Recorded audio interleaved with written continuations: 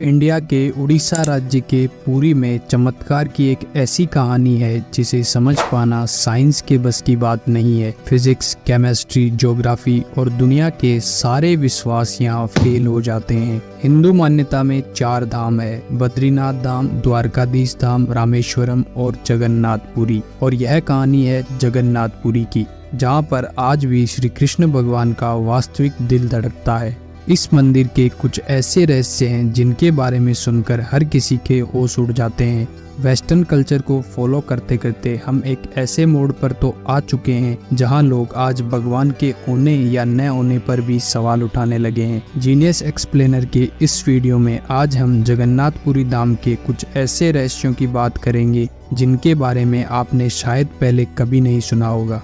हर मंदिर में जहां मूर्तियां मेटल या पत्थर से बनती है, वहीं जगन्नाथ के मंदिर में भगवान की मूर्तियां लकड़ी से बनी हुई है। ऐसा क्यों, चलिए जानते हैं। 3102 बीसी में जारा नाम के एक शिकारी ने शिकार करते हुए गलती से तीर श्री कृष्ण के पैर में मार दिया था, जिससे श्री कृष्ण की मृत्यु हो गई और जारा ने ही श्री कृष्ण का देह संस्कार पूरे रीति रिवाज के साथ किया। पर जब उनकी चिता शांत हुई तो जारा ने देखा कि एक चमकने वाली चीज अभी तक जली नहीं थी। जारा को यह समझ नहीं आया था कि यह क्या है, तो उसने उसे उठाया और उसे बेचने निकल गया। और उसको खरीदना तो दूर, किसी ने उसे हाथ भी नहीं लगाया। फिर आखिरकार जारा ने हार थक कर उस चमकीली चीज को एक लकड़ी में रखा और उसे पानी में बहा दिया। गुप्त साम्राज्य के समय अवंती के राजा, जो कि विष्णु जी के बहुत बड़े भक्त थे, उन्हें एक दिन सपने में आकर विष्णु जी ने एक नदी में डुबकी लगाने को कहा और यह भी कहा कि एक लकड़ी का तना तुम्हें उस नदी में मिलेगा।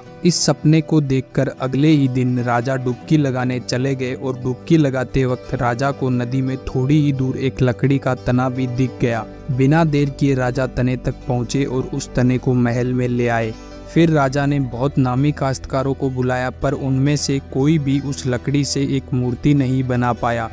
कई दिन बीत जाने के बाद एक काश्तकार महल में आया और उसने राजा से कहा कि यह मूर्ति मैं बनाऊंगा, पर मेरी एक शर्त है। राजा ने काश्तकार से उसकी शर्त पूछी, क्योंकि राजा किसी भी शर्त को मानने के लिए तैयार था। तो काश्तकार ने कहा कि मूर्ति बनाने के लिए मुझे पूरे 21 दिन का समय चाहिए और मैं चाहता हूं कि 21 दिन से पहले ना तो कोई मुझसे बात करे और ना ही मिले और ना ही मेरे किसी भी काम में विलम्ब डाले। राजा ने खुशी खुशी यह शर्त मंजूर कर ली।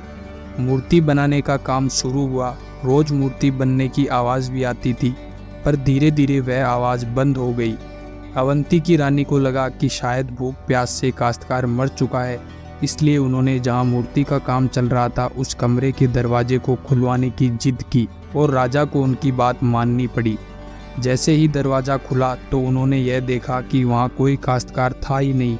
सिर्फ और सिर्फ 3 मूर्तियां थी, जो कि भगवान जगन्नाथ, उनके भाई बालभद्र और उनकी बहन सुभद्रा। और इस जगन्नाथ जी की मूर्ति में वह चमकने वाली चीज भी रखी हुई थी, जो कि कुछ और नहीं, श्री कृष्ण का धड़कता हुआ दिल था।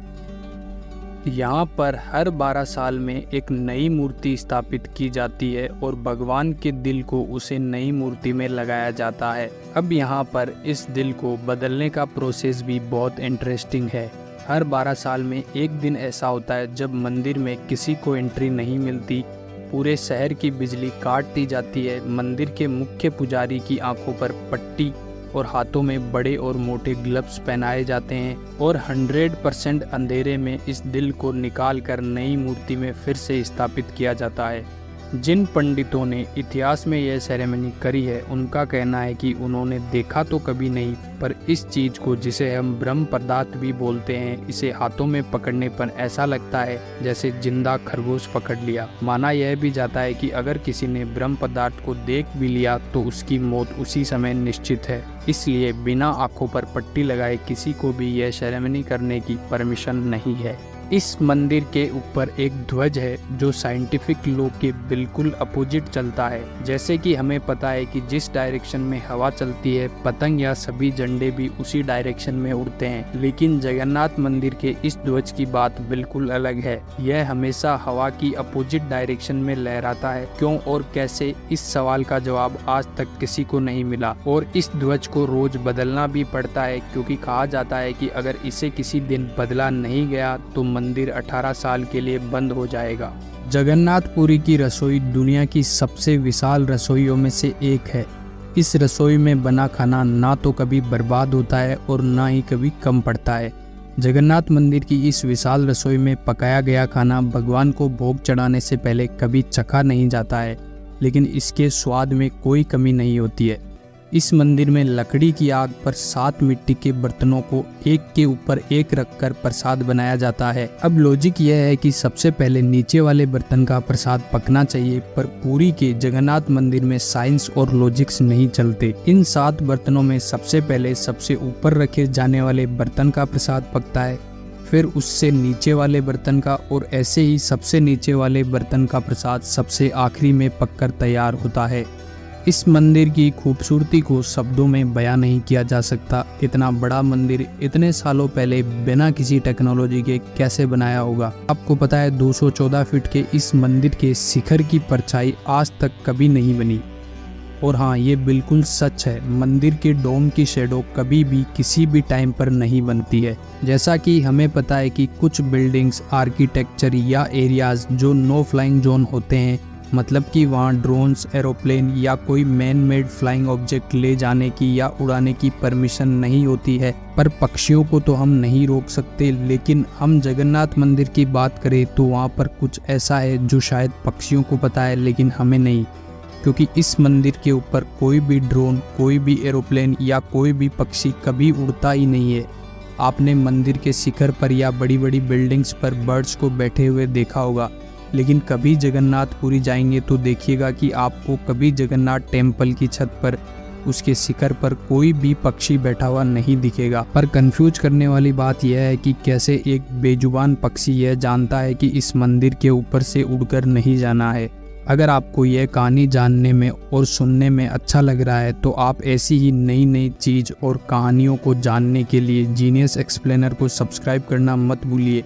हम आपके लिए बार बार ऐसी कहानियां लाते रहेंगे। सुदर्शन चक्र, यह नाम तो आपने सुना ही होगा। सुदर्शन चक्र भगवान विष्णु का अस्त्र है और यह अधर्म का विनाश करता है। जगन्नाथ मंदिर के टॉप पर एक सुदर्शन चक्र है और उसे आप जिस भी डायरेक्शन से देखेंगे उसकी फेसिंग आप ही की तरफ होगी। भगवान जगन्नाथ, जिनके नाम का मतलब ही जगत के नाथ है, इनके मंदिर में लाखों श्रद्धालु आते हैं, पर इस मंदिर में सिर्फ हिंदुओं को दर्शन करने की अनुमति है। किसी और धर्म के इंसान को दर्शन बाहर से ही करवाए जाते हैं और फिर भेज दिया जाता है।